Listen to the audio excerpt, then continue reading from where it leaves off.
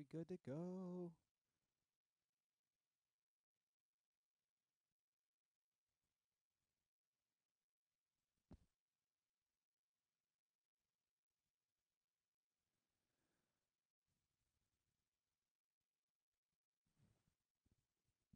Oh my God, we were like directly on time. I said in about 60 minutes. It was 59 minutes. Look at us. We are live.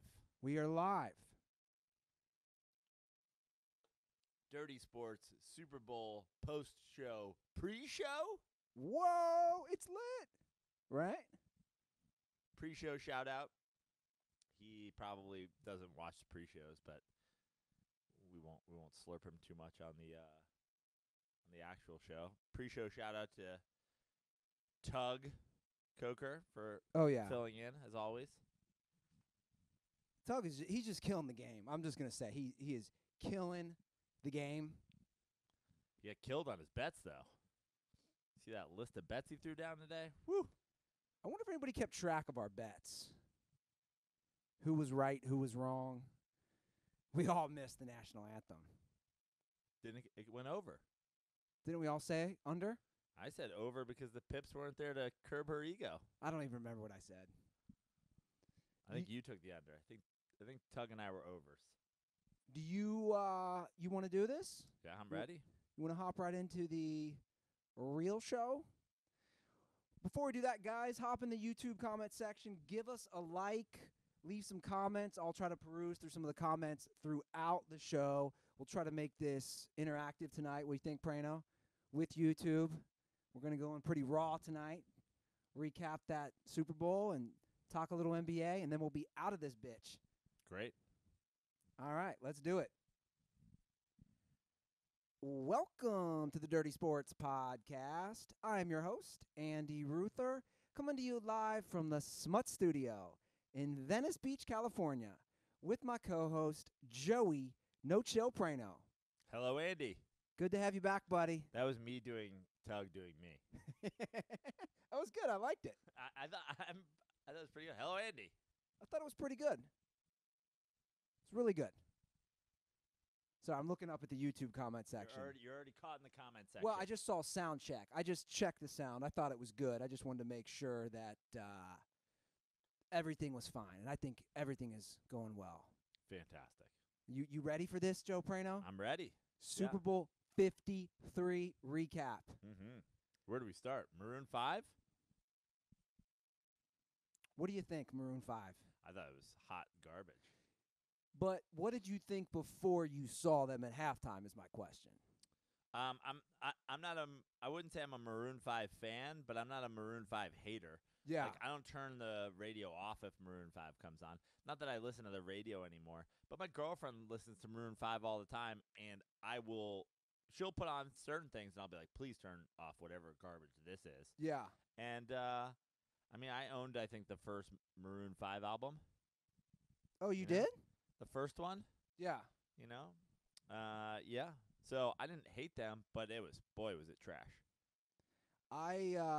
We've talked about it before, but they just so dropped the ball with all the NFL problems with race and everything. Like, how is it not just Lil Jon, 2 Chainz, Usher, Outkast, Sure. Ludacris? Just go all Atlanta. Let me do Paperboy. one real quick. Everyone's saying the sound is too low, which is interesting because I just was listening to it. Let me do a sound check. We can adjust this. All right, great.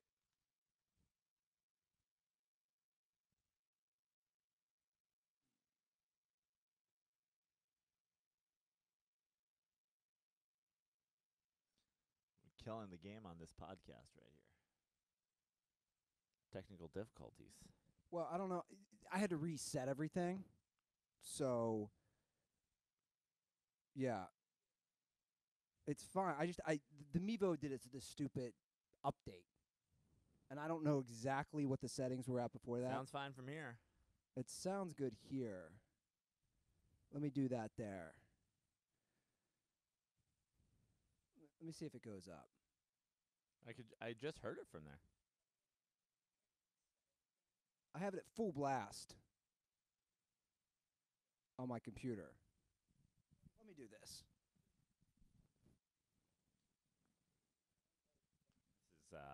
worse production value than the Maroon 5 halftime show. Yeah. Just turn this up a little. We have to edit this out of the audio pod? Yeah. Okay.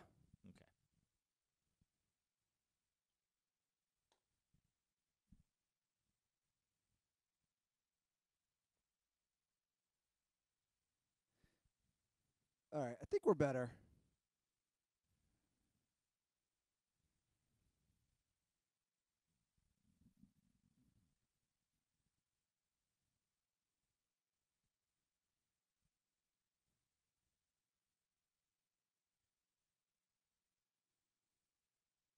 Maybe I should check if echo suppression was on. That's probably why not. I don't know if I. Volume is fine. Just sounds like me crying myself to sleep. Fuck.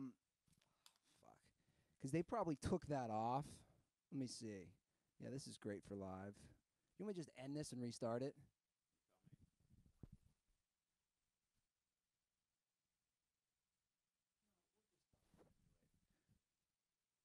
This stuff's all on.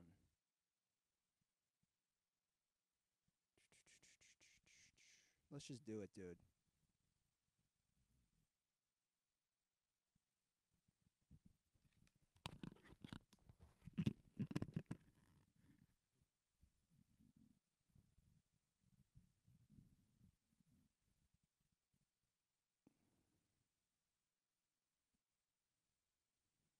Just talk to me for a quick second.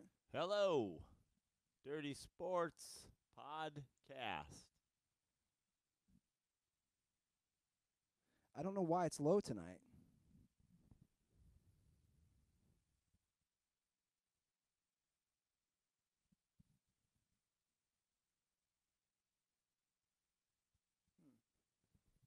It's interesting.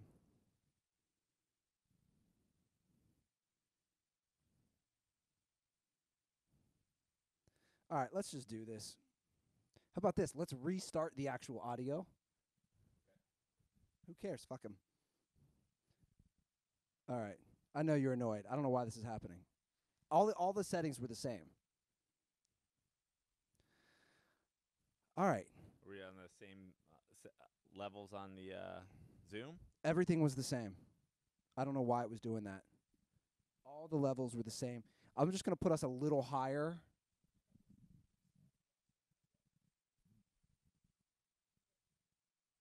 I'm just going to put us a little higher on here. And we'll go from there. Yeah. 1 and 3. All right, let's do it. Let's take number 2. Welcome to the Dirty Sports Podcast. I am your host, Andy Ruther, coming to you live from the Smut Studio in Venice Beach, California, with my co-host, Joey No Chill Prano. Hello, Andy. For the second time. For the second time, I nailed my tug doing me on the podcast. You did a great job, Joe. Thanks. A second time. Thank you. I feel like I've really got that down at this point. I've listened to so many episodes. Well, what I wanted to do tonight for the podcast is I wanted to do a slow and shaky start, just like the LA Rams offense. Just like both offenses. Yes. Just like the entire Super Bowl, basically. Yes, exactly. So that was what I was trying to do. Was that the least exciting Super Bowl you've ever watched? No. See, I didn't think it was that bad. It was just not exciting. Yeah. It was just, there was a lot of punting. Yeah. It was like, to me, it was, when is the offensive play going to happen? Does that make sense? And it never did. Well, the big offensive play was Brady's pass to Gronk. That was the one big offensive play in the game. But, imagine that in any football game, that wouldn't even be considered a big play. That was the big play. I believe I saw that there was one play run in the red zone in this whole game. Is that true? I believe so. Yeah.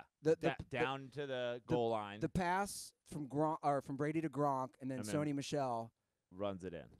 Ran it in. For both teams in a Super Bowl. But hold on. This is where the discussion, to me, we can take it. Was that because of bad offense? No, obviously. Or mostly good defense? I mean, because there was bad offense for sure. Well, obviously both defenses played great, but yeah, I mean, I think it was a combo of two things. I think the Patriots obviously win another Super Bowl, and they do it. I think it's. I mean, at this point, Belichick, like that's not even. There's no discussion anymore. Bill Belichick is like he's running away with the GOAT. It's without a doubt, because he comes out and even without the players, like that, the one big Gronk play, Sony Michel had like, a mediocre game. They weren't really running the ball that well. Brady's missing a ton of throws. Brady gets picked early in the game. Edelman's the only guy that's doing anything of any consistency in the whole game. But obviously they did enough to win the game. And then on the flip side, you just have this Rams offense that just seemed like scared. They seemed scared. All the creativity of the whole year out the window. Goff's getting pressured. Belichick did a great job coming up with schemes to pressure Goff, and then obviously the defensive backs of the Patriots played really well. But it just seemed weird to me that he wasn't moving Goff out of the pocket on purpose. They didn't really throw that many screens. Yeah. It was a very pedestrian. It was like all the offensive genius was gone. And obviously the Patriots, you have to give them credit for their defense for countering that. But also, I didn't see a lot of failed attempts at offensive creativity by the Rams. Yeah. I saw a lot of just failed attempts at like regular old, off tackle runs, over the middle passes, and they were prepared for that. But I didn't see a whole lot of like, wow, oh, okay, that's an interesting one. Okay, that's what you need to do to make something happen. Well, Goff didn't have any time, and then the DBs on the Patriots were on the receivers like glue. Now that doesn't excuse Goff's game either, though. Goff had a terrible game. Yeah. He didn't play well. Even the one drive he did have, like, I don't know what, that seemed like such a panicked, the interception that was essentially iced the game was such a panicked throw. That's what I'm saying. I don't know why. Because they get a field goal there. Let's say the Rams don't get a first down there. I believe they have the ball on about the 26 or 27-yard line. Let's say the Rams get a field goal there. They're down 10-6 with probably around 3:40. I mean, they needed a touchdown. Fine, but hold on a second. Let's say they do get a field goal. They're down 10-6 with 3:40, 2 timeouts, and a timeout. But the bigger question is, why does he throw that pass? The play before he throws that pass, and then he comes back and he throws – the play before is one of the big Cooks drops in the game. Yeah. Then they come back and they throw essentially the same play. Like, why were they so desperate to get into the end zone on that play? Yeah. I didn't understand that. Well, to me, the 3 big plays in this game, if you want to take it down to just 3 plays, I know that's really simplifying a 3.5-hour game. But not really when you look at there's one play in the whole game in the red zone. It's Gronk's catch. It's Brandon Cooks missing the previous drive when they got a field goal. Yep. You got to catch that ball. I know you got hit. You got to catch that ball. It's Brandon Cooks missing that, and it's the interception. Like, if you break that game and down. Brandon Cooks missing the other one. Like, he's got to catch those passes. Yeah. And I love They didn't even target him in the first half. And I love Cooks, and he's a great receiver. But he's your big contract offseason signing. You have to make those. Like, if you're that guy, and you're the guy on the Rams as far as the receivers. Now, what's the deal with Gurley? He's got to be hurt. But when he ran the ball, he had some decent runs. He had 10 rushes for 35 yards. Yeah. So, I don't know, man. Is he hurt? Are we going to find out stuff? We have to get right to the biggest story of the whole game, though, right? That's you put your stink on your own team and cost the Los Angeles Rams in year 3 back in L.A. their chance to win the Super Bowl. I mean, how much more proof do we need than the Patriots are held to 13 points Tom Brady looks pedestrian at best, and the Rams still can't get it done because of your denting. I mean, I tweeted after the game simply #blame Ruther. Like, there's never. What's your batting average in this? Like in the playoffs, you're hitting like 100. You picked 2 games right.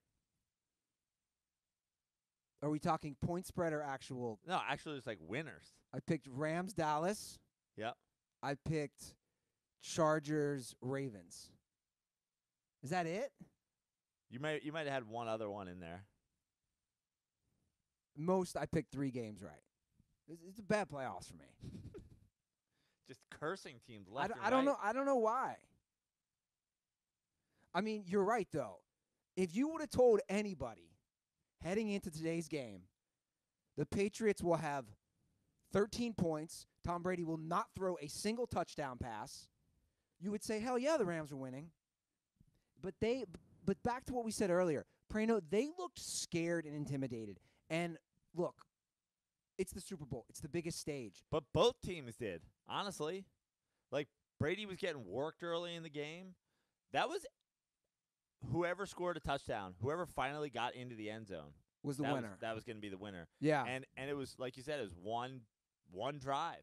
Now, you got to credit Brady and the Patriots for being the ones that finally have that drive Yeah. in the middle of the fourth quarter. But that could have gone either way. There was plenty of, missed opportunities for both teams.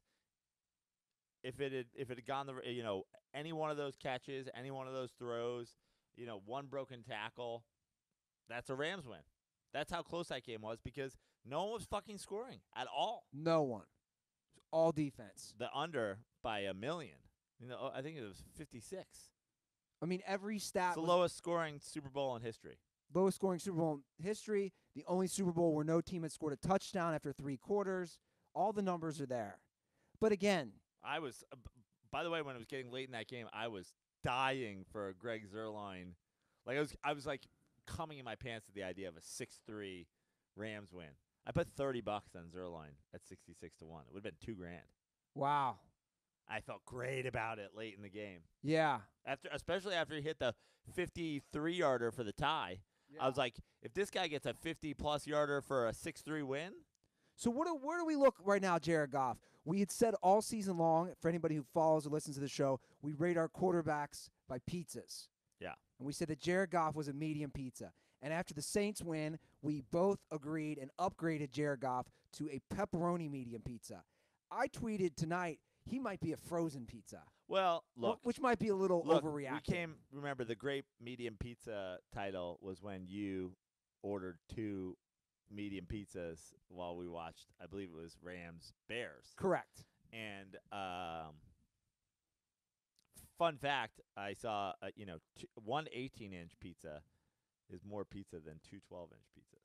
So keep that in mind before you do any more medium pizza ordering. But in that game, we dubbed both Jared Goff and Mitch Trubisky medium pizzas.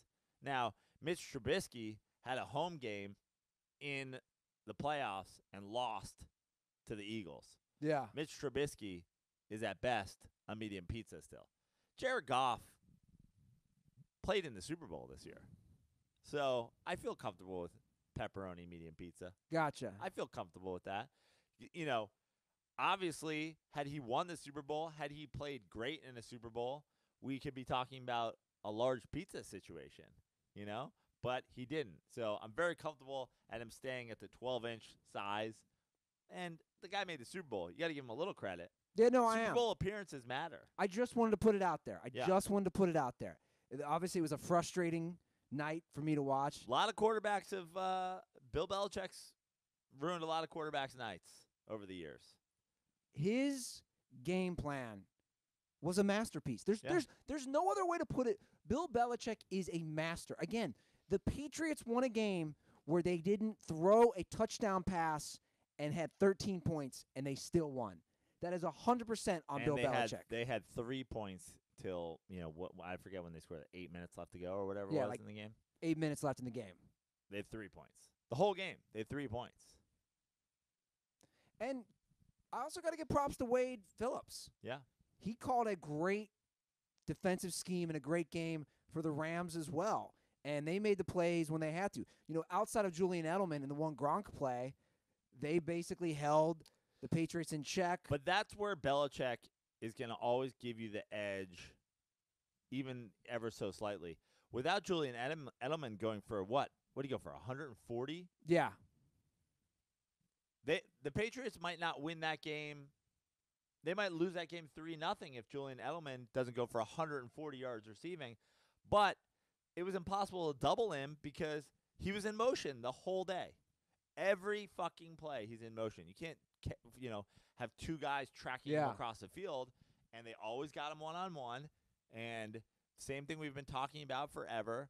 This isn't Julian Edelman being a freak. This isn't Tom Brady being the GOAT. This is a matter of, it being a very smart, timing-oriented offense, and he was essentially wide open. Well, you just brought up Brady and the GOAT.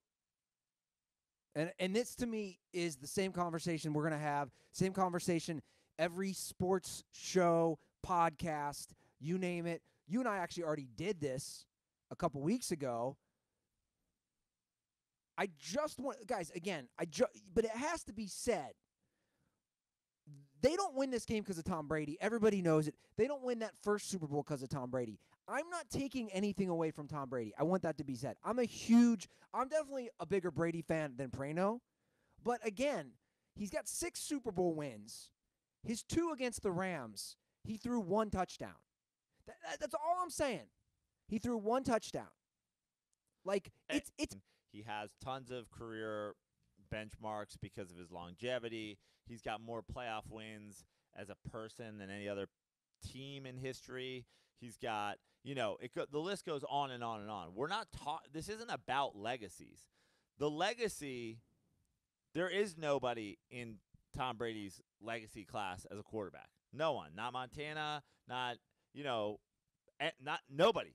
Nobody has the legacy that Tom Brady has, and you can't take that away from him. He has 6 Super Bowls. That's a fact. He's played in 9. That's a fact. In fact, if you talk about legacies as a player overall, he really doesn't even have anybody that's matching him as a player overall, except maybe Jerry Rice.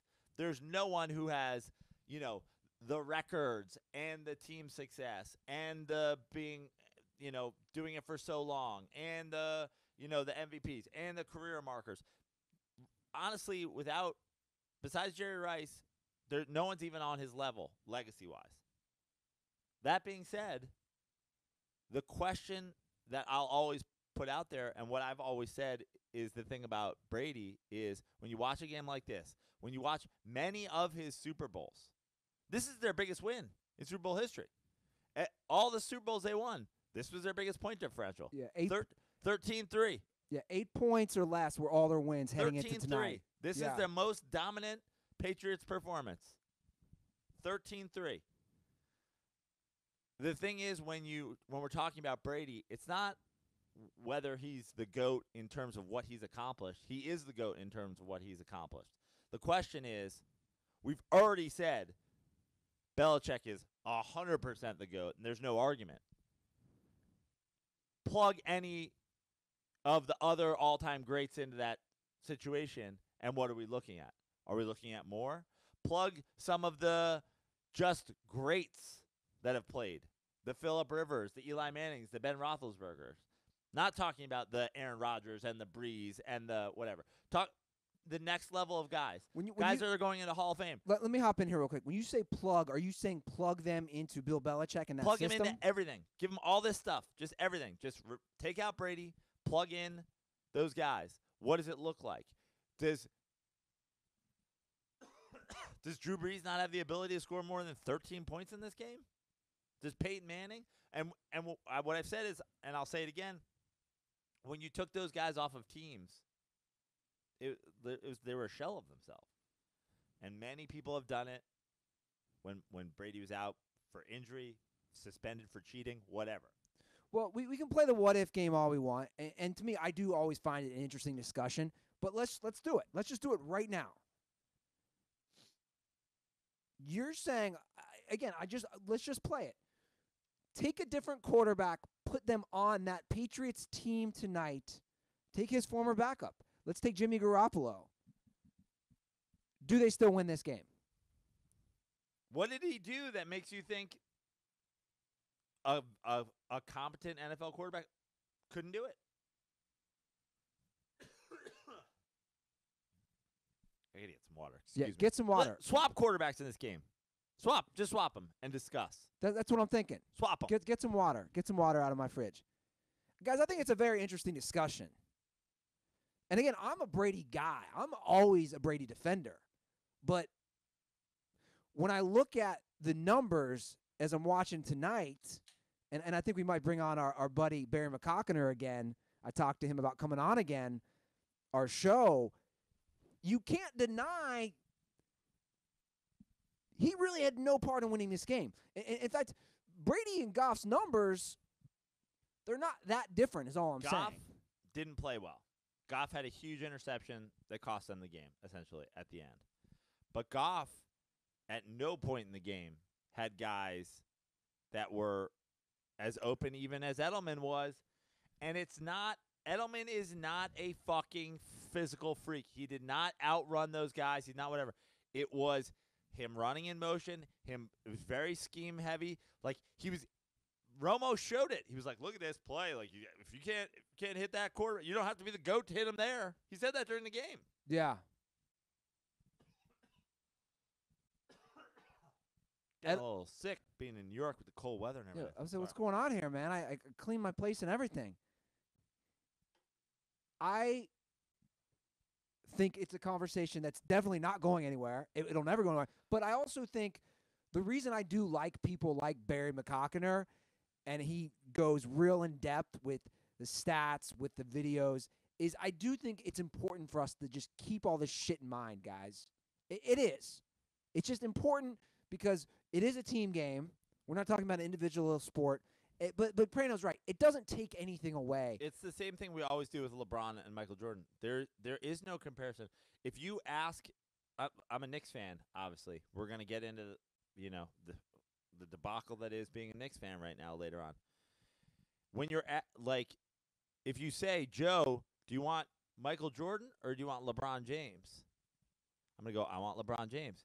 But if you say to me, I'm not going to tell you the players, but do you want 6 wins, 6 titles, or do you want 3 titles?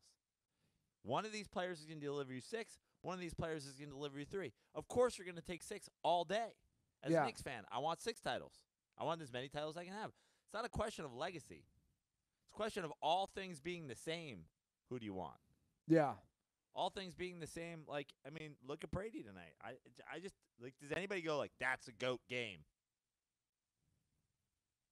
Yeah. I was surprised. I was genuinely surprised, to be honest. I kept saying, I was bouncing between I was mostly watching the game in the mayor's apartment, but I'd get all nervous and I'd bounce up here and watch it on my own. I kept saying, he's got to make a touchdown drive. I kept saying that. And it kept about Goff or about Brady? About Brady, and it just kept not happening. I kept saying, there's no way he doesn't score the next drive. I kept saying, he's got to score this drive. I go, it's Tom Brady. It's Tom Brady. He's going to score. He's going to score. And they were getting a lot of pressure on him. They weren't giving him basically anything but across the middle. Yeah. Julian Edelman across the middle. Yeah. So, again, it was just a good, I'll say great, all-around defensive game from both teams. And, yeah, it was disappointing because the Rams were there. They were there in the end. Not only were they there in the Super Bowl, but their defense played well enough to hold the Patriots to 13 points. You can't really ask for more than that. McVay, Mr. Genius, Mr. Everybody that, everybody you've ever, pissed at a urinal next to is now a head coach in the NFL. This is the offensive genius. Like, to me, it was just not creative enough. All year, it was like, oh, how did fucking, Robert Woods get matched up on a linebacker there? How did, how did this screen guy, all the tight end talk that we had the whole week when we were doing the props. Oh, Higbee. Oh, what? I don't think Higbee had a catch. I don't think either of their tight ends had a catch. Everett didn't have a catch either? I don't think I so. think Everett might have had one. Okay. One? Just seemed like a real lack of creativity to me. Now, he said that. McVay said that in the press conference, that I was outcoached. And he put a lot of the game on him, and I agree with you. I just think But I don't even necessarily think it's like a matter of you don't know what the defense is going to do before you call your play. So at some point you just have to go like, I'm going to try this regardless. You saw what they were doing. Exactly. Are you talking about Tony Romo made a great point during the game. They were waiting until the Patriots couldn't audible their headset. You know, that mind game, that mental game of we wait to 15 seconds because after 15 seconds the earphone cuts off in the helmet. But to me, there's the Goff difference right there. There it is.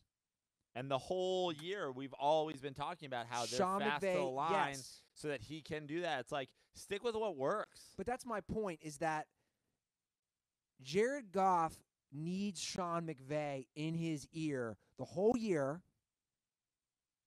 And, dude, I hate to bring this back. And I think Jared Goff's, he's a nice guy. He's a good quarterback. He's a pepperoni mini pizza. But, again, guys, I hate to bring it back to this because we made so many jokes about it. But let's be honest.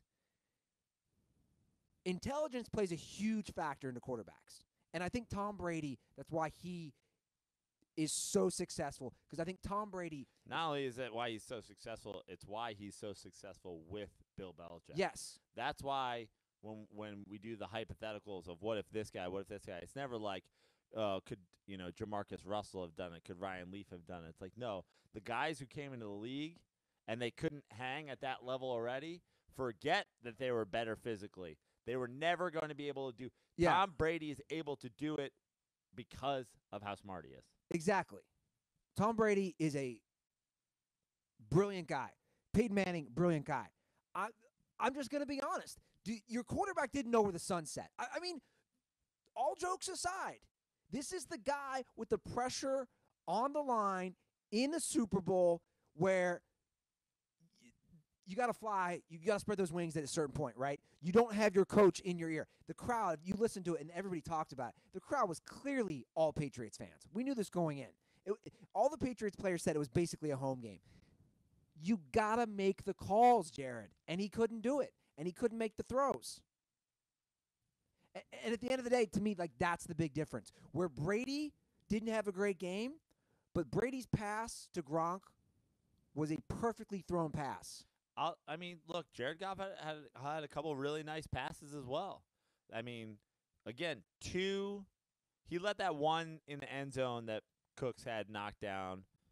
That was a little hung up there. Yeah. But he had one that Cooks, like, right before the pick. That game's tied 10-10 if he catches that ball. The difference between Brady and Goff tonight is Goff was pressured. Brady was pressured. Both of them struggled with that. Goff had a couple nice throws. Brady had a couple nice throws. But in between all of that, Tom Brady had a bunch of timing plays with Julian Edelman, big plays to keep the game, at least keep the ball moving to some extent.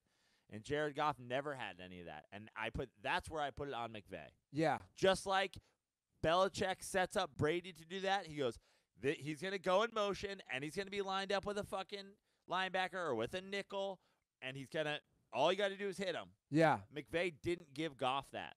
And Brady is smart enough and great enough that he's going to do it.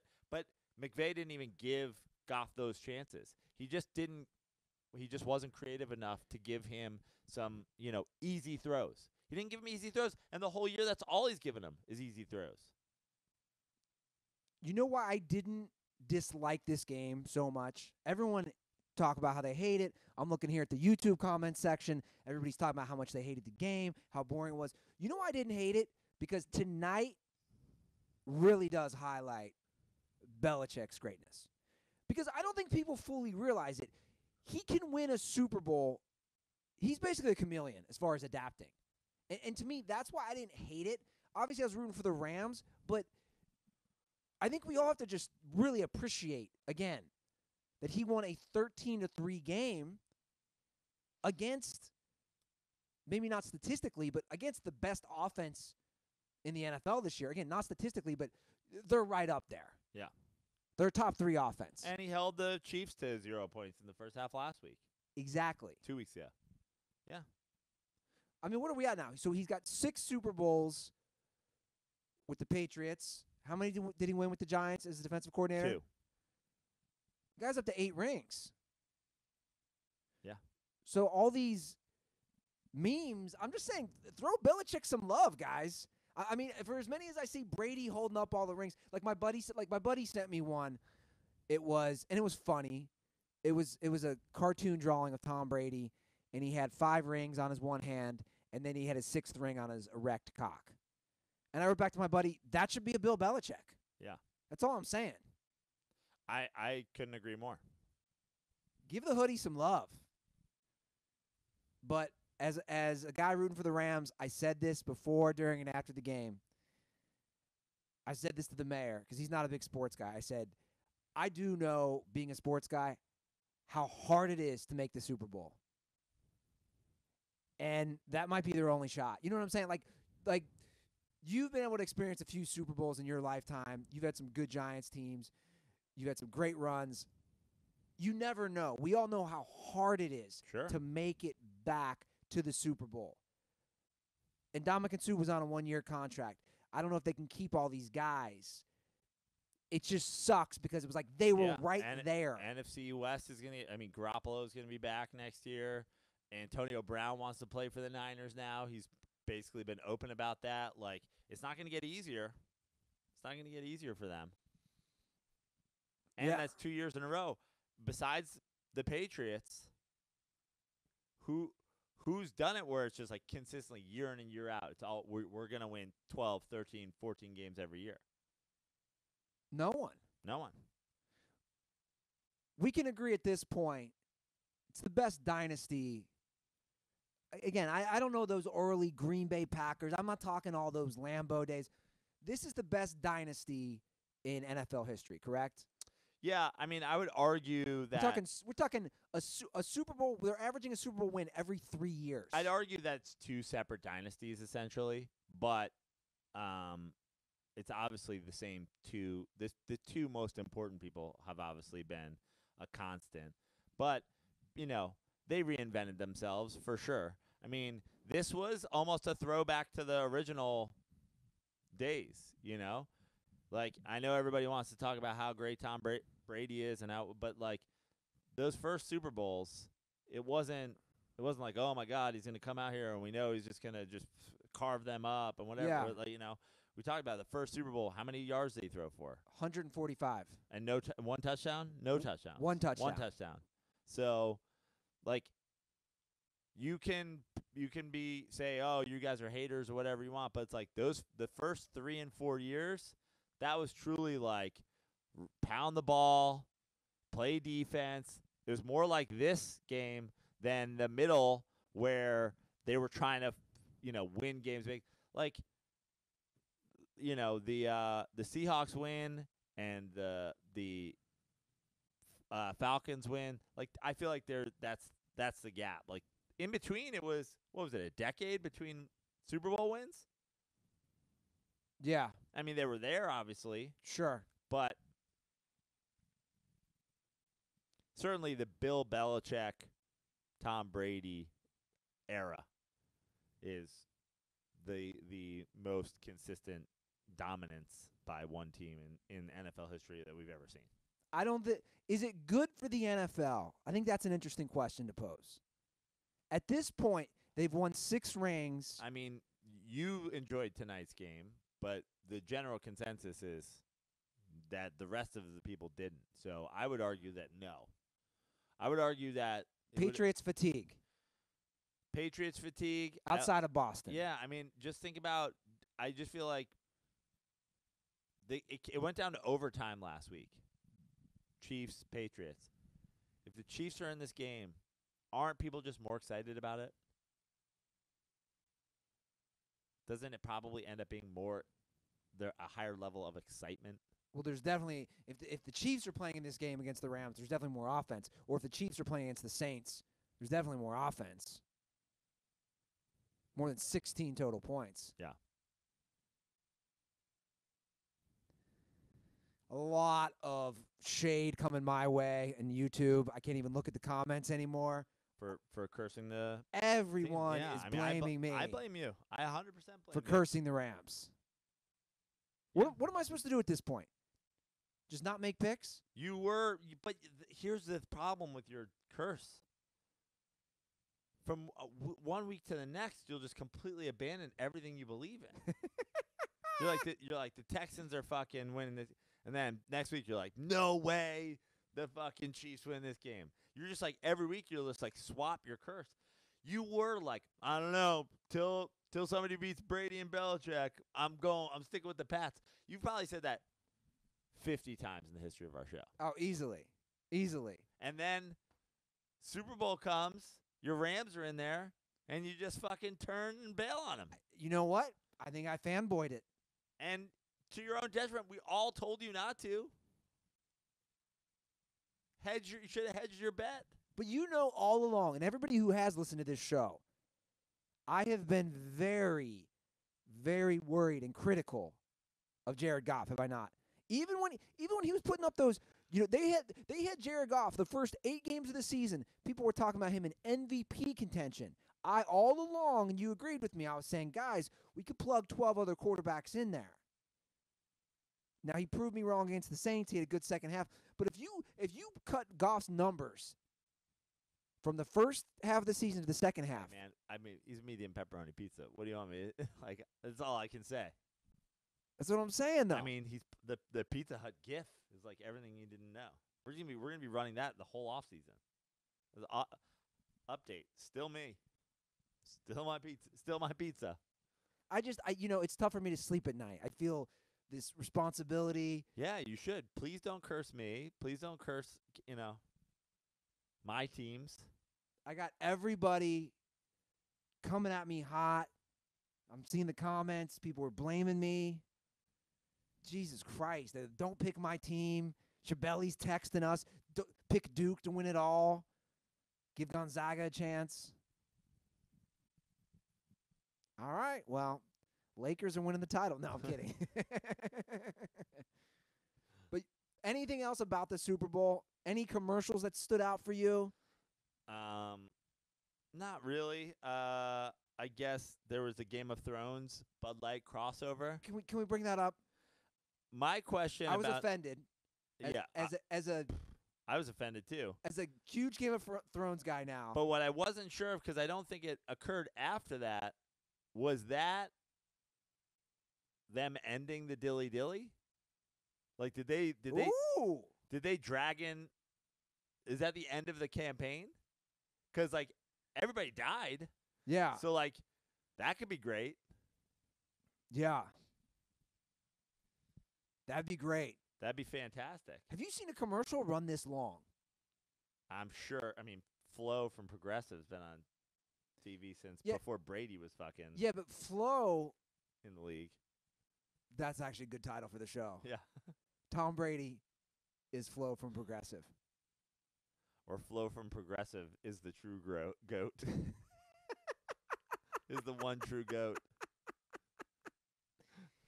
But she's actually a spokesperson. To me, it's a little different. The Dilly Dilly commercials are a whole ensemble. Now, you have the main character, which is the king. Right. But, I mean, this shit has been going on now for a while. Yeah. But I think it might be over, which could be great news. So the dragon from Game of Thrones ended it. The weird first Bud Light commercial where they were like going at Miller Lite and Coors Light over corn syrup.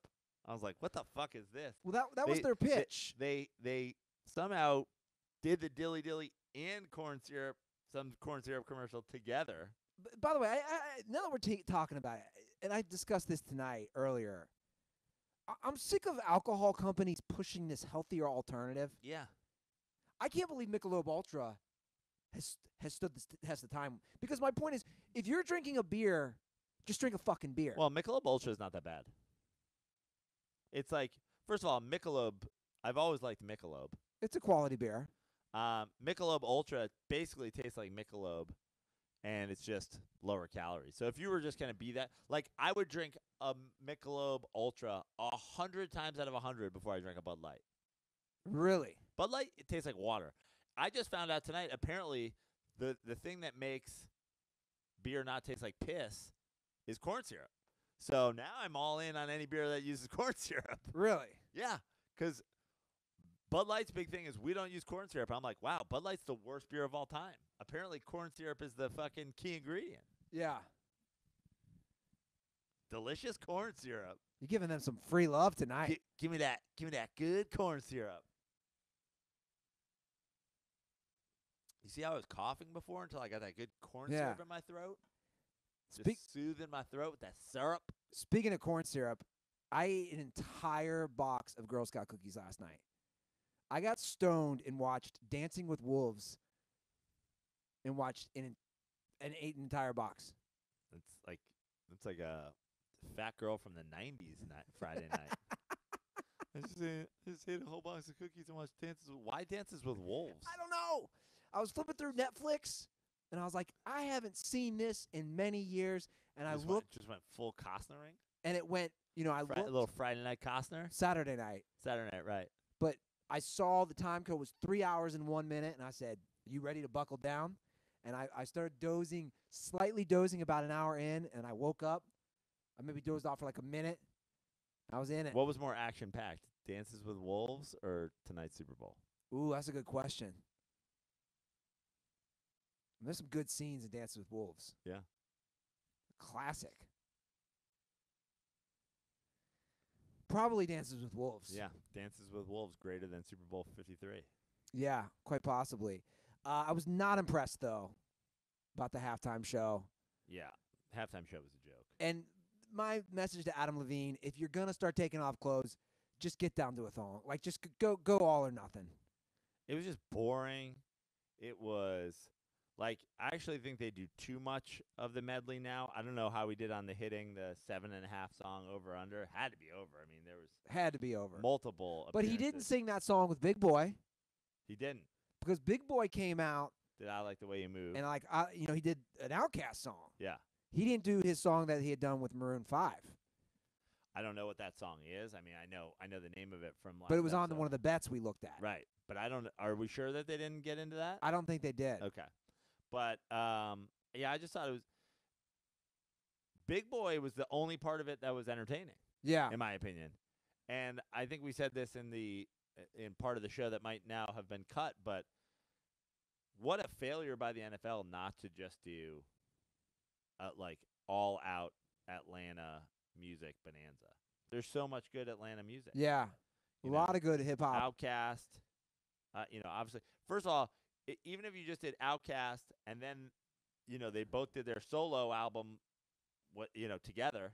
Dude, you could do if you did all Atlanta, you could do greats. You could do Outkast, Usher, Ludacris. I mean, that's a halftime show. Right there. That's all we need. It's 4 people. Have Titty Boy show up. Yeah. My boy Killer Mike. Yeah, sure.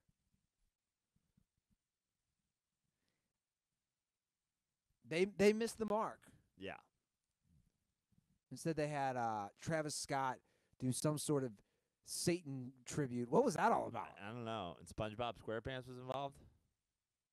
I mean, we're just doing meme culture as the halftime show. When SpongeBob started playing, I was just spinning lobster. It's because the SpongeBob.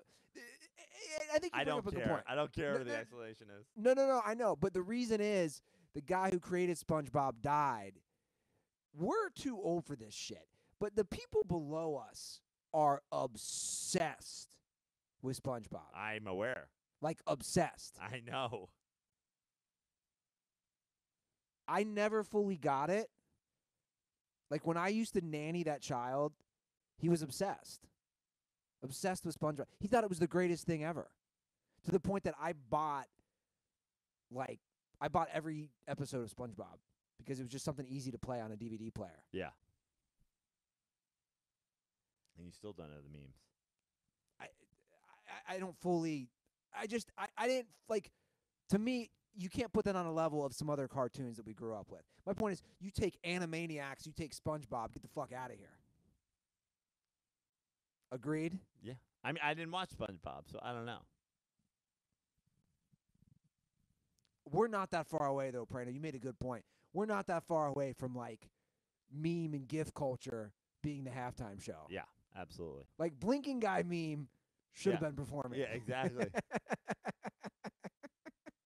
Next year's prop bets. Will Blinky Guy make an appearance?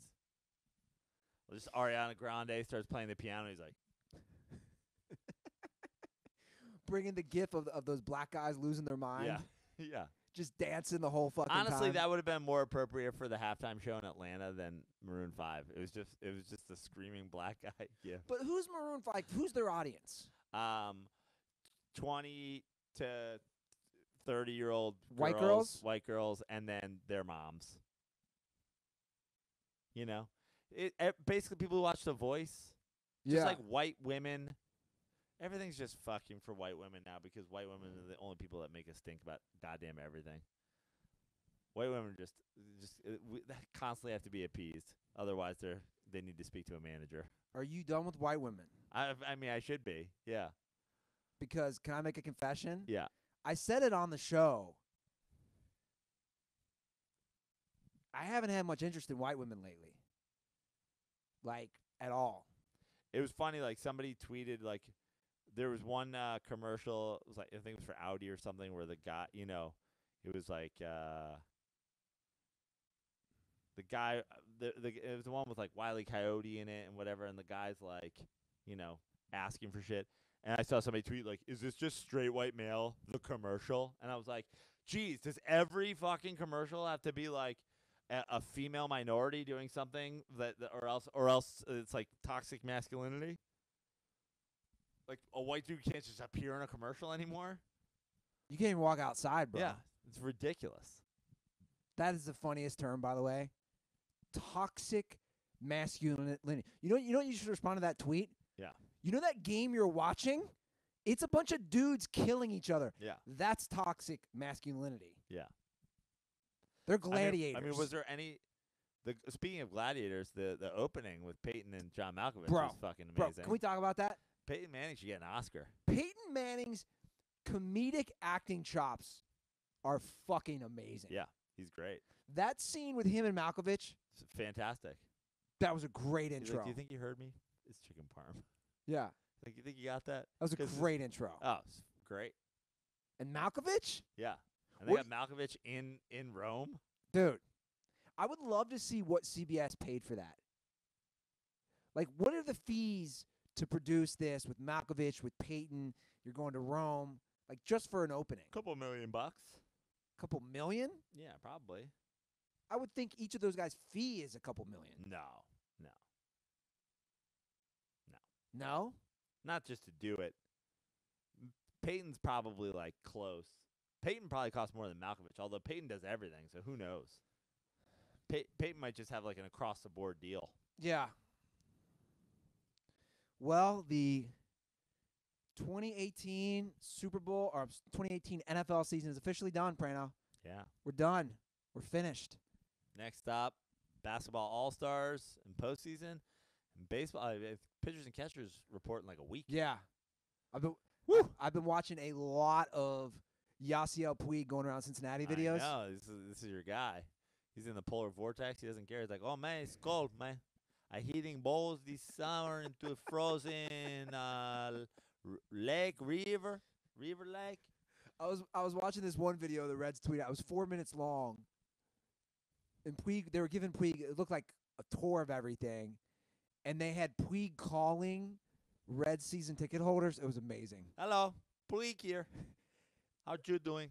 And the thought of like some Midwest white guy who probably voted for Trump. Yeah. And he's like, "Who's this Mexican calling me? What are you trying to like, how many of those videos do they have to edit out? You got the wrong number, son." And just hanging up and going, "Honey, you won't believe this. Reds have some fucking Mexican working in their ticket office these days. What happened to the good old days where just white people would call you up and be like, 'Do you want season tickets?' Nah, they're literally taking our jobs." He's like, "No, I'm not a ticket salesman, man. yes, we are playing for the Reds. The guy's like, I can't understand you with the Mexican speaking. I'm stoked though, man. I am. Look, the Reds aren't going to make it to the playoffs probably, but it's good to have a little excitement. Yeah. Like the city of Cincinnati needs that. And I'm excited because I think we're going to go to spring training and we're going to get those tickets, Joe Prano, on SeatGeek. Of course we are. Where else would we get them? Nowhere else. We got a tweet today from a dirtball about SeatGeek. I believe he used the tickets to, I have no clue actually. I don't remember. But he said, can I get a koozie? I said, slide into the DMs because we're doing that now. As always. What was that? Slide. Yeah, slide into those. Guys, if you're going to use our SeatGeek promo code DIRTY, let me know. I still have plenty of koozies over here. I will ship out to you guys. Guys, SeatGeek is available for any sports entertainment event. So hop on there right now because like I just said, all dirtballs get $10 off their first SeatGeek purchase. So just download the SeatGeek app and enter promo code DIRTY today. That's promo code DIRTY for $10 off your first SeatGeek purchase. SeatGeek Life's an event. We have the tickets. Now, guys, I am actually probably going to use SeatGeek as well. Insane Clown Posse is supposed to be next week. I got to text your brother. Yeah, you sure do. Use that $10 off to go see them at Whiskey A Go Go. I've already paid off my bet from this season. Yeah. You still haven't paid off your bet from last season. I mean, bro, this has not been easy. I know, but I'm just saying. You got a really easy end of the deal, though, for the record.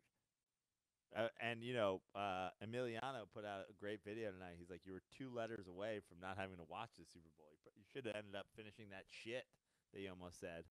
You wouldn't have had to watch this dumpster fire. I agree. It would have been nice. It would have been great if I had actually slipped up and not been able to watch the Super Bowl and therefore missed this Super Bowl. This is the one that I got to miss. But by the way, let me just hop into the comment section on YouTube. We got a quick update from former guest and my dear friend Chad Cutter. Hamilton County, that's where Cincinnati is located, did not vote Trump, guys. Good. Okay, so we have the official update. My home county did not vote Trump. Just half the members of my family did. Right. I mean, the county, a lot of people in the county probably. A lot of people did. Probably pretty close. Yeah. But it went blue.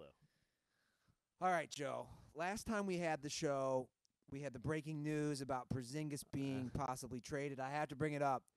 He's been traded to the Dallas Mavericks.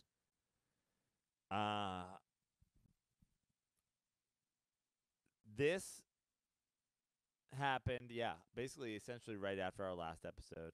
And sure, everybody that follows me on Twitter saw the meltdown. And if you didn't see the meltdown, you can go to @FixYourLife on Twitter and see the meltdown.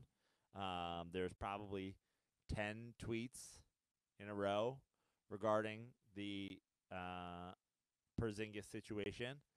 And I've heard a lot of people talk about it. I've heard a lot of people I respect, whose basketball opinion I respect, talk about it. I've heard a lot of people try to justify why it was a good move. The initial reaction was obviously that it was a terrible move. Then, some people started coming around with that they got two first-rounders out of it. People started coming around that this opened up 2 max cap spots. But personally, I still think it is a horrific deal for a number of reasons. 1, the reality of the deal. And 2, even what people think the best case scenario is. So let's start with the reality of it. The reality of the deal is that Kristaps Porzingis was the sweetener. He is what was he was what the deal was built around to convince the Dallas Mavericks to take people off our salary cap. This was a salary dump deal. Yes, the Knicks got 2 first-round draft picks back from it, but they got protected first-round draft picks. And also, they give Kristaps Porzingis to the Mavericks, who are currently 2 games under 500. So, at best, these picks are going to be middle of the pack, first-round picks. Yes, they got Dennis Smith Jr., who, if you want to know how much of a kick in the dick this is for Knicks fans, we didn't draft. We had the opportunity to draft and didn't draft and drafted Frank Ntilikina instead. So if we wanted Dennis Smith Jr. so much, we should have drafted him.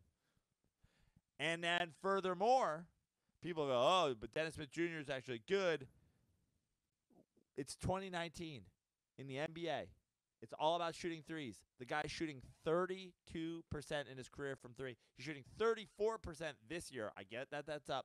If you look at the top three-point, he's on the top 100 three-point shooters in the league. Kristaps Porzingis was a 7'3" center, is shooting 40% from three. But let me pose this question before you continue, because you're obviously more familiar with the situation than I am. But the history of big men being injury prone was probably obviously a concern for you and any Knicks fan even before this trade. Sure. So let me just pose this scenario, because I'm sure you've looked at it from all angles. We saw it with Yao Ming. Again, we see it with all these big men. He has all the talent, all the attributes to be this amazing thing. They call him the unicorn. But if those picks work out, I know it's a big but. And then he goes down to Dallas, and Porzingis has injuries, throughout his career, which he's already had with the Knicks. We talk about with Carson Wentz. I know it's a different sport. Carson Wentz is the difference between this and that is Carson Wentz. They have to make a decision right now between paying somebody else or paying Carson Wentz. Now, the Eagles are talking about franchising Foles. Yeah. And well, that's as a Giants fan, I've never heard greater news in my life. But they can franchise him and maybe even get rid of him too. It's kind of confusing. Great. But they're going to commit to $20 million for him, $20+ million. You have to be it basically is like the top five, the average of the top five, right? Yeah, it'd be 20 mil. They're going to commit to that when they're not going to start him. Great. Greatest thing that ever happened. Kristaps Porzingis is 23 years old. Yeah. He's a 7'3", sharp shooting, with handle, multi-fat. Like, he is the best player the Knicks have had since Patrick Ewing. He's under contract on a rookie deal. Yes. Is injury history a concern? For sure. But guess what Dallas is thinking right now? And this is why Dallas did the deal.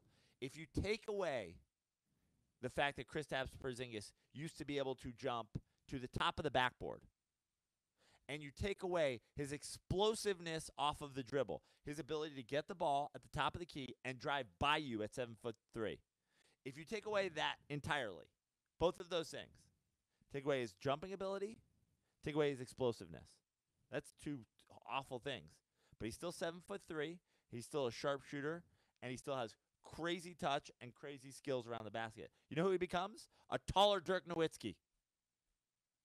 That's who he is. If he loses that stuff, he's a taller Dirk Nowitzki. If you look at his first 3 years and Dirk Nowitzki's first 3 years, his stats are better. That's who he becomes if he loses his explosiveness. And Dallas is like, great, if that's what happens, we'll be fine. Now, there's so much bullshit that's around this. They leak the story that we talk about on the show, where Kristaps is not happy with the current situation. Who would be happy playing for the Knicks? The Knicks are fucking terrible. The Knicks are also trying to tank right now. But we read that story, and then 20 minutes later, he's involved in a 9-person fucking trade. That did not happen in that 20 minutes. He did not go into the Knicks front office and say, I'm not happy here. And 20 minutes later, they had a 9-man trade figured out with the Dallas Mavericks. They had that trade figured out. Then they leak this probably bullshit story, if you're following Kristaps Porzingis on Instagram, who has said the truth will come out, stay woke, New York Knicks fans. They throw this PR hand grenade to try to make it sound like he doesn't want to be here because they've already traded him. And then We're talking about he doesn't like the direction of the team. Apparently, he's ready to go. They're talking about he could be able to play March 1, but the Knicks don't want him to play March 1 because the Knicks want to tank. Well, I thought I read also that Mark Cuban's not going to play him this year. Great. But the point is he goes to Dallas, and Cuban's like, no, we want you to be healthy. We've got Luke. We're not going to win this year anyway, but hey, we're just outside the playoffs. Why don't you get healthy, and next year we do this for real? Yeah. As opposed to the Knicks, who are like, why don't you sit? We're tanking. Yeah.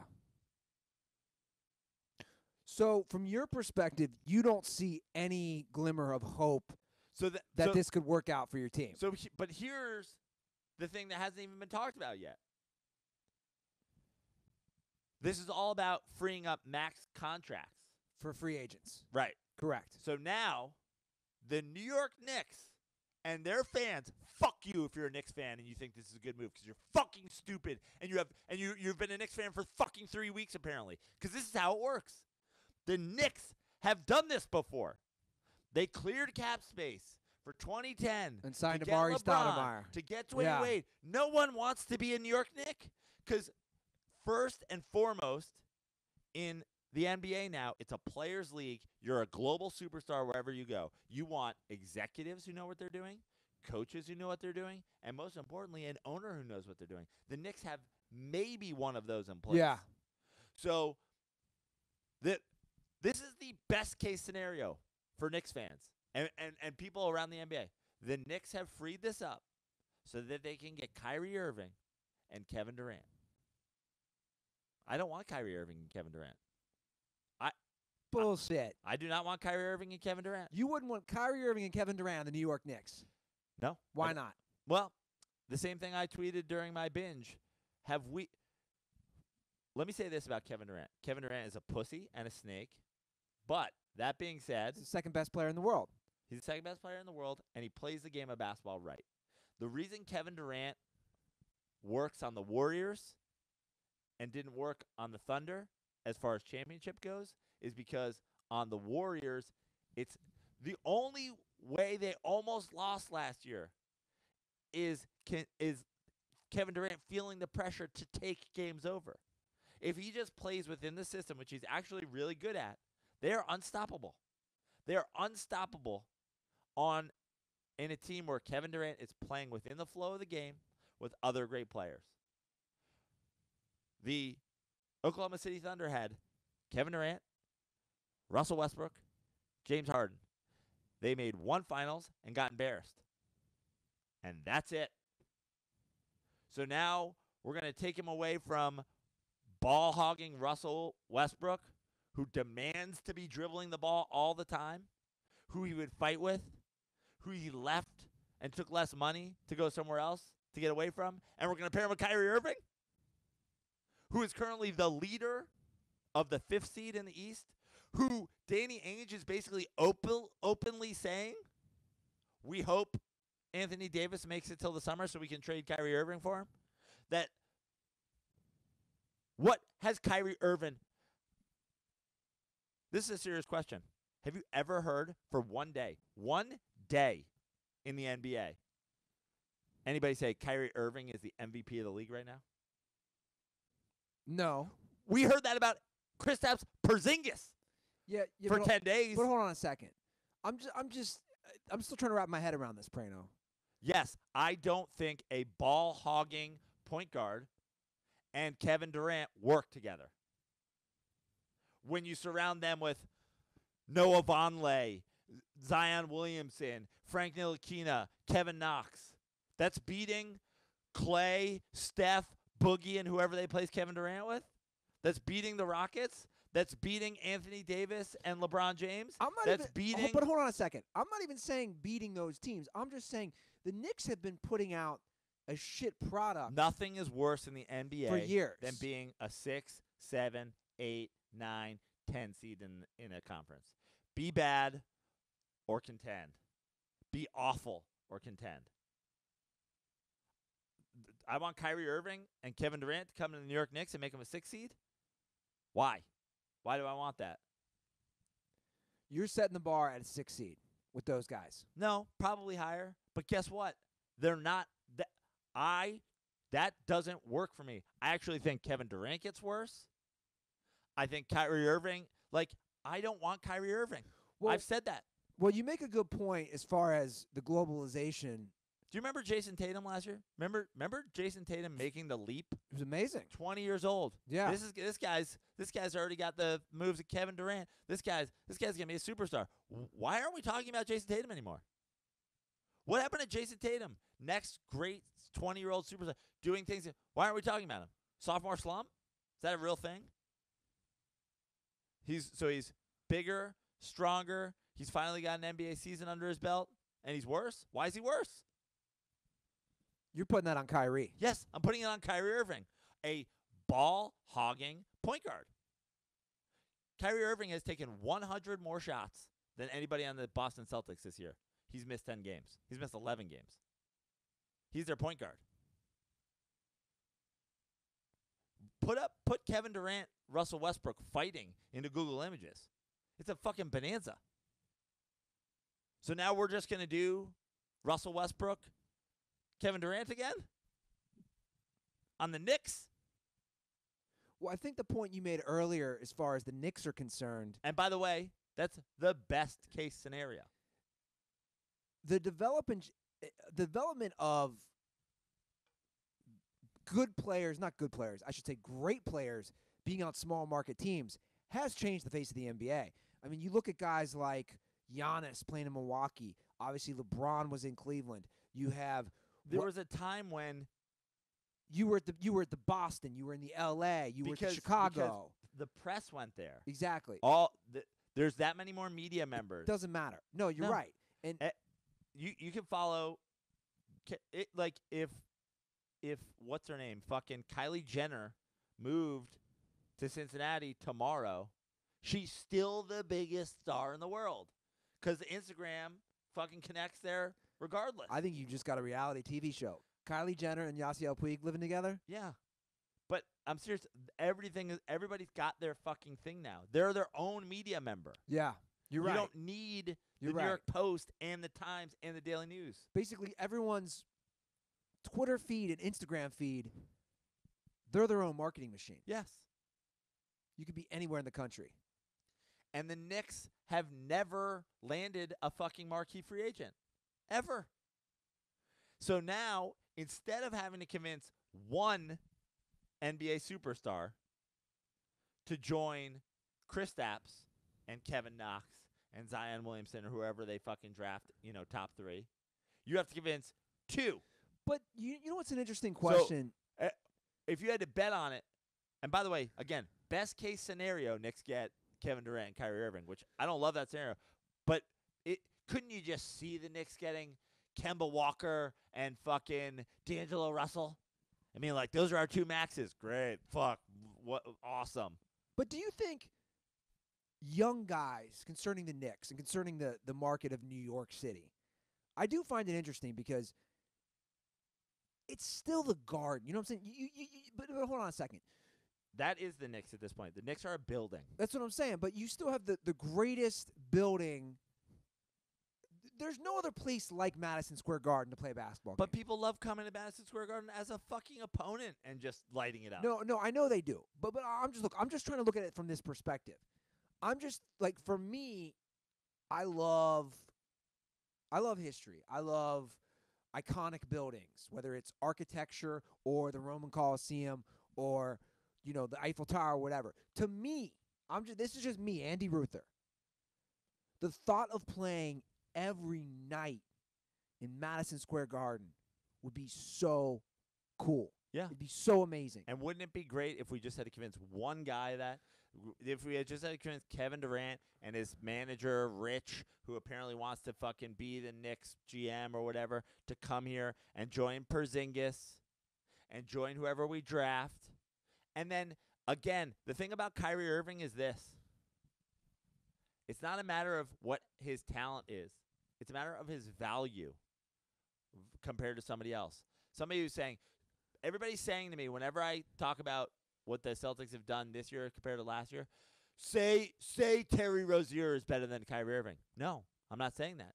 But Terry Rozier makes $3 million, and Kyrie Irving makes $18 million. You're looking So at here's the argument for me. You tell me well, Kyrie Irving is 6 times better than Yeah. Terry Rozier. you're basically looking at it from a Moneyball return on investment perspective. Yeah. Correct? I have no interest as a person who understands the game of basketball in maxing out Kyrie Irving. Yeah. Certainly not alone. And then also, if the best possible thing that could happen in the New York Knicks, Kevin Durant wants to be a New York Knick. He's gonna come. He's taking all the money. He's coming with his boy Rich. We're maxing him out, and now we have $30 million left over. We'll probably have $36 million left over, whatever it is. I'm gonna take essentially the rest of that and give it to Kyrie Irving. Dude, I'd rather have Clay at half of that and then somebody else at half. There's a million different options I'd rather do with that money. Yeah. But no, this is what the Knicks are going to do. The Knicks are going to get rid of Porzingis, who the team loves, the fans love, who, if he's healthy, has. Also, the injury thing. What about Porzingis coming back off of injury and not needing that money, not being able to demand that money? So now you add a Kevin Durant, and then you're like, Porzingis, dude, you didn't play. You missed all of last season. We're going to give you $15 million.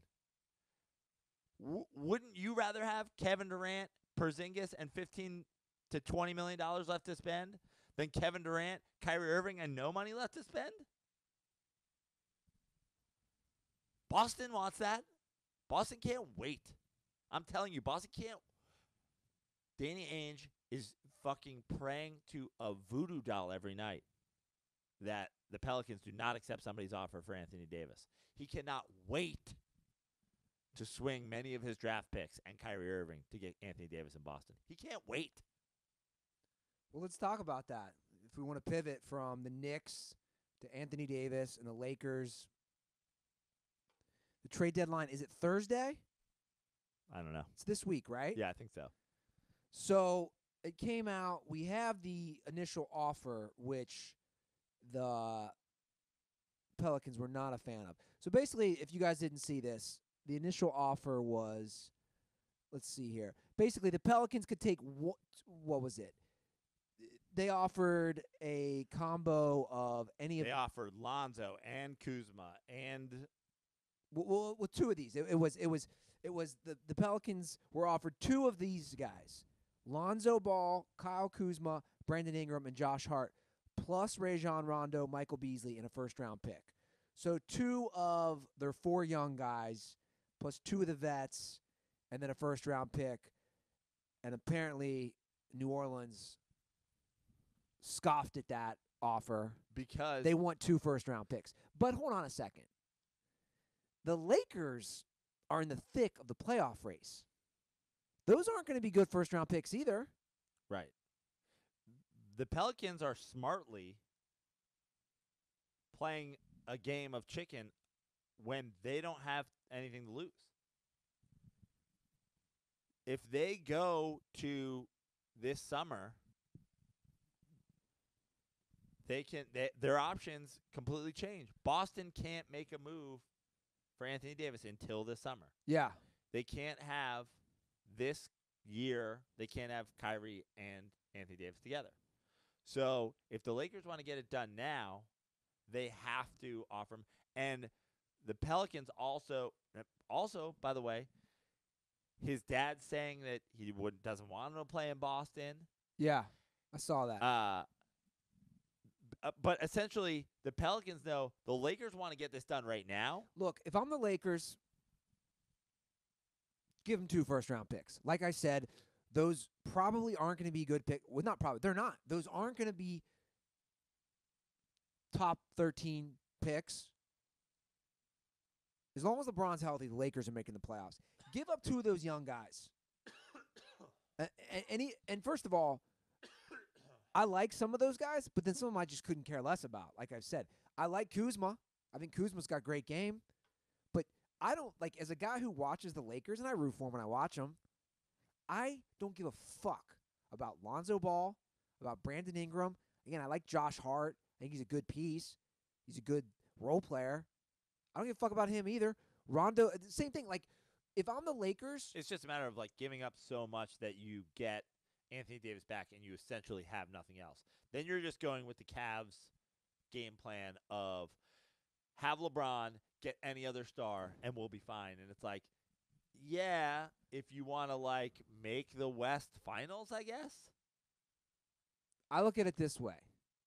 Whereas LeBron, a healthy Anthony Davis, and like some sort of middle of the road help, they could.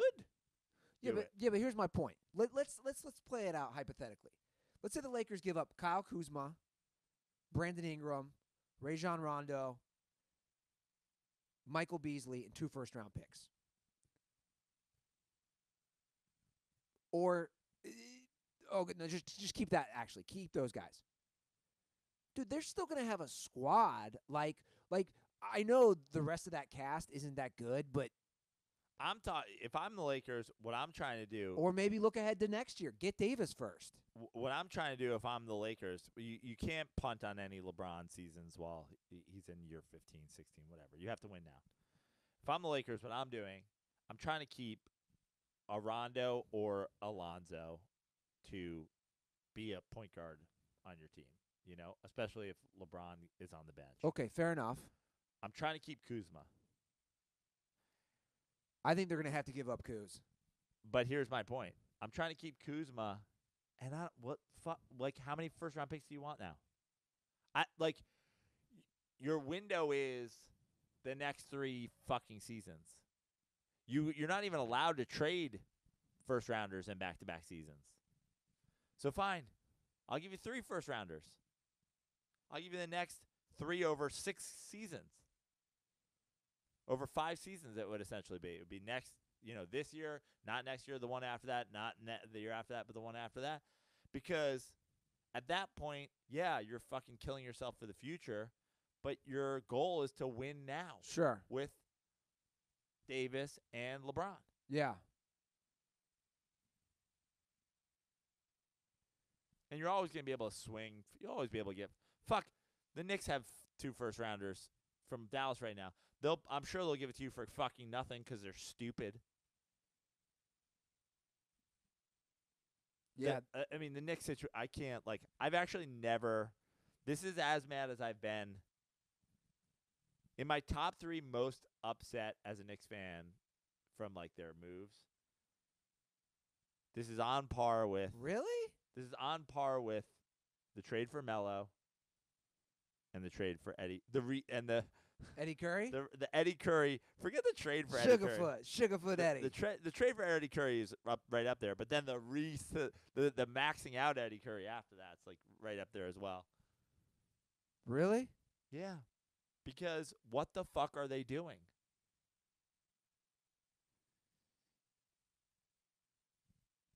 The Pelicans are playing it right. Obviously, I'm not comparing Anthony Davis, current healthy Anthony Davis, to current injured Porzingis, but the Pelicans sitting back and going all right, whatever, and the Knicks are fuck, all right, 9-man deal. What do you make of people saying that the NBA, and I don't get this, shouldn't allow Anthony Davis to go to the Lakers? They should step in. It's another big market player going to the big market city. We just talked about how you don't need to do that anymore. Golden State is certainly not a big market city. Miami. Come on, it's San Francisco, dude. First of all, it's Oakland. I lump all those together. The Bay Area. That's fine. The point is, until the Steph Curry era, till the Jerry West era, no one was ever talking about watch out for free agency. Golden State's going to step in there. People want to go to Golden State because it's a winning culture. Sure. The Clippers, the Knicks, the Bulls, those are the 3 biggest markets in the United States of America, right? When's the last time any of them fucking got a free agent? A legit LeBron. Yeah. That's why Anthony Davis wants to go to the fucking Lakers. Yeah. Did you watch his first game back at all? I did. They're just such a different team when he's in there. And then I was watching last night's game. You know, they were right there until the fourth quarter. That's where you need a LeBron. And then they just completely collapsed against the Warriors. They're not good without LeBron. They're not good. They were never a good team without LeBron. They're super young still, and they're just not good. Yeah. That's the LeBron. That's the difference. Like, I know we're going to, people are probably sick of hearing it over and over and over again, but that's the difference between when we're comparing greatness, like of a Tom Brady versus a guy like LeBron James. LeBron James is showing up or not showing up is the difference between your team being great and your team being not good at all. Yeah. Tom Brady not showing up is the difference between your team, like, winning 10 games or 12 games. The thing with LeBron, when he's playing, you always know they have a chance to win. When he's not playing, you're like, I don't know. Yeah. Like last night, I'm watching that game. LeBron James, let me put it this way. I knew last night there's no way in hell the Lakers win in Oakland against the Warriors without LeBron. Now, if he's playing that game, they might. Anthony Davis is obviously which they did on Christmas, and right. they had him for a half. Anthony Davis is obviously, a perennial MVP candidate at this point. Sure. At least, loose MVP candidate. But the Pelicans aren't good with Anthony Davis. People, this whole talk, this is the LeBron factor. People are upset about the idea of Anthony Davis going to L.A. because everybody's scared of the idea of LeBron getting another guy like that. That's what's pissing people off. Well, this is bullshit. Oh, LA just get whoever they want. People are upset at the idea of like another top 5 NBA player getting paired with LeBron. Yeah. Because people are like, fuck, it's not really fair. Sure. We were just talking about with the Knicks. Best case scenario is Kevin Durant, Kyrie Irving. Knicks fans are jizzing over it. And I'm going, will make us a lot better. Yeah. But does anybody think we're suddenly the best team in the East? Sure. Does anybody think we're definitely an Eastern Conference finalist? With Kyrie and KD. It definitely depends who's around them, the pieces. Now, if I told you next year the max contract was KD and LeBron James, was Kyrie and LeBron James, was Kemba Walker and LeBron James, you'd be like, fuck, yeah, the Knicks are probably in the Eastern Conference Finals. LeBron, Kevin Knox, Zion, Kyrie, yeah, that's probably an Eastern Conference finalist. Well, look, Joe, you're working on very little sleep. Yeah. I haven't slept since the Porzingis trade. He has not slept since his boy got traded. We're going to wrap I have up. an unworn Porzingis jersey. He's an unworn Porzingis jersey. There's a fucking tag on it. That's depressing. There's a tag on it. That's depressing. It's really depressing. What's going to happen with that? I don't know. Just stay with the tag on it. I'll sell it for pennies on the dollar on Dude, eBay. By the way, before we wrap up this episode, Dirtballs, I don't know how many times Joe and I are going to explain the cuck cam situation. Guys, it's wearing a jersey of a player who's not playing in the game. It's that simple. Like, we got a DM. Like, people were like circling screenshots. Somebody circled a screenshot in DM. They go, the guy was wearing a Boston, I think he was wearing a Patriots hoodie to a Celtics Thunder game. And it's like, it's probably the only hoodie he owns. And not to mention, the Celtics are playing. Boston Celtics, yeah. New England, like, guys, you saw my response to the Shabelli text. Yeah. Like, I'm kind of getting a little, like, Like, I blame Yeah, you myself. created a monster. I blame myself. Yeah. But I do want to thank and applaud all the dirtballs who sent all the pictures and tweets. Of Super Bowl party cucks. Those are like known dirtballs. Yeah. People I've met before. Yeah. Somebody cuck cammed themselves today. We had our first cuck cam selfie. Guy in a Tampa Bay jersey. No, it was some of those DC dirtballs that we met at the Cincinnati Reds pitch. Yeah. I recognize those guys. Yeah. Sorry if I forget your names. One of you guys was in a Tebow jersey? Tebow fucking Denver jersey. You wore a Tebow Denver jersey to a Patriots-Rams Super Bowl. Yeah, it's ridiculous. You might as well just wear a jersey that says team. Yeah. Just says team on it. This is football. Just says the sport of football. I don't get Like it. when you used to see a fucking it's like when you remember when your favorite athlete was like on a cereal box? Oh, And yeah. They just like They didn't want to pay for the rights. yeah, so they like just Post, like wore pinstripes honeycomb. and like 21 and you're like, is that Roger Clemens? You'd go in the bottom of like a honeycomb and you'd see the Mark McGuire card and it'd just be a red helmet. Like, Yeah. like I know he plays in the Cardinals, but what is this? Just a red helmet? Baseball. It's unbelievable. Yeah.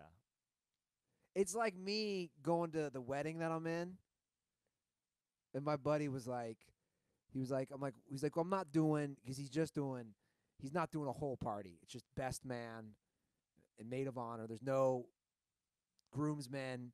Good. He's doing it real simple. Yep. But he's like, yeah, just wear a gray suit. But in a way, it's like, oh, so I have leverage. Like, if I wanted to go cuck is what I'm saying, what does gray suit mean? Yeah. I could really run with that. Guys, just don't be a fucking cock. Yeah. Prano, let's get out of here. First of all, I want to shout out all of the so many Dirtballs. dirtballs who came. I'm not even going to try because I know I'm going to forget multiple people. But I had folks come in Pittsburgh. I had folks come in New York. I had folks come in Yonkers. Shout out to the dirtball who drove from Jersey to Yonkers through the polar vortex. My Michigan dude, whose name I'm blanking on right now. So many people, so many dirtballs came out over the course of the Pittsburgh, New York run. So thank you guys for coming out to the shows. Thank you to everybody who's supporting. When I go and do shows live, it's awesome when you have fans there and they want to buy you a drink after, they want to hang out after, and Yeah. always good feedback. It's always great that you guys come and it like lives up to some sort of expectation. So come out and see me live. JoePrano.com. Got shows around LA. Gonna be in Palm Springs in March. Gonna be comedy festival in Alaska in early April, and then back east in April. But lots of shows will get filled in between now and then. So JoePrano.com, at Fix Your Life on Twitter, Joe Prano on Instagram. That's it. Cool. Thank you for all the great iTunes reviews. I saw a lot of new iTunes reviews, guys. Can't thank you enough for that. And real quick, if you don't know how to leave one, because some of you guys don't, just go into the search section, put in Dirty Sports, and then there's a spot where you can write a review. Because I think it's confusing for people sometimes if you're already subscribed. So just put that into the search area, Dirty Sports, leave the review, drop your Twitter or Instagram handle, and you get a follow back automatically. And, of course, you can follow us all at The Dirty Sports. Subscribe to us on YouTube. You can follow me at Andy Ruther. All right, guys. Prano's back. It's good to have our guy back here. We need to get him some sleep. We need to rehydrate, refresh. That's the episode. Have a great week. We'll be back again probably Wednesday night. Wednesday night, Sounds most about likely. right. Yeah, sounds about right. So subscribe to us on YouTube. That way you get the alert whenever we go live. All right, guys, that's the episode. Thanks for listening. And most importantly, don't forget, condoms are for pussies.